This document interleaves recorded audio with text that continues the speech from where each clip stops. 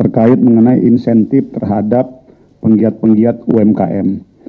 Yang pertama, alhamdulillah untuk para penggiat UMKM diberikan insentif perpanjangan waktu PPh 0,5% dari gross dengan pertambahan waktu 1 tahun.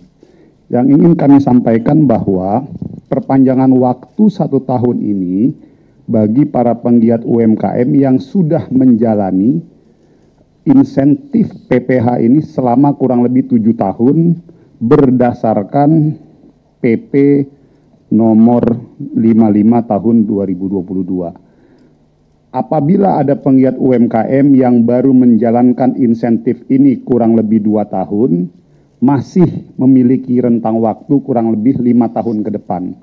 Artinya insentif PPh 0,5% ini berlaku selama 7 tahun.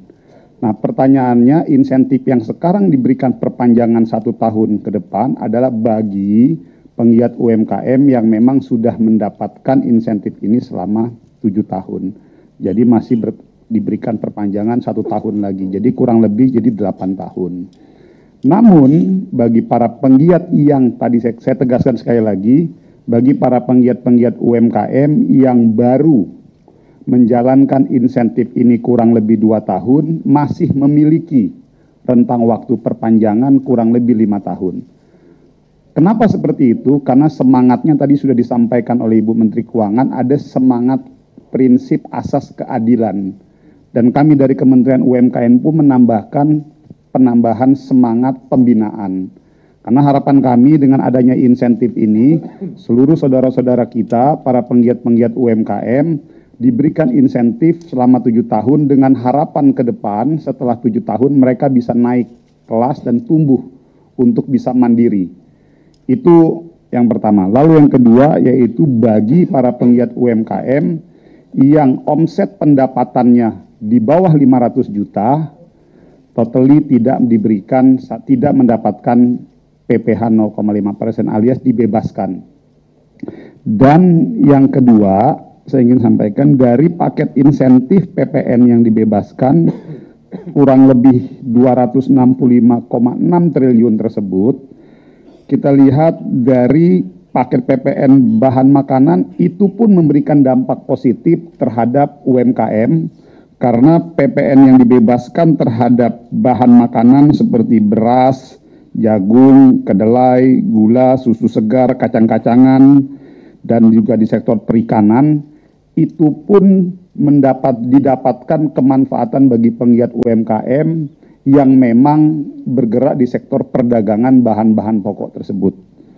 Lalu terkait PPN yang dibebaskan di sektor transportasi pun, itu pun diberikan mendapatkan kemanfaatan juga dari penggiat-penggiat UMKM. Serta yang bergerak di jasa pendidikan kesehatan dan sektor jasa keuangan. Artinya, hampir kurang lebih paket insentif 265 triliun yang disampaikan oleh Ibu Menteri Keuangan tadi, kurang lebih hampir 95% insentif itu dinikmati oleh para penggiat-penggiat UMKM yang tersebar di seluruh Indonesia. Oleh karena itu, berdasarkan kebijakan ini, kami meyakini insya Allah terhadap kebijakan PPN penambahan 1% ini cukup bisa mengamankan sektor ekonomi menengah dan ke bawah.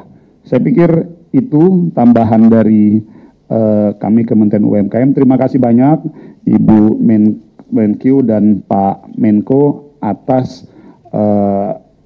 kebijakan konsolidasi koordinasi paket kebijakan ekonomi ini dalam rangka untuk mendorong peningkatan kesejahteraan dan penguatan ekonomi negara. Terima kasih. Terima kasih.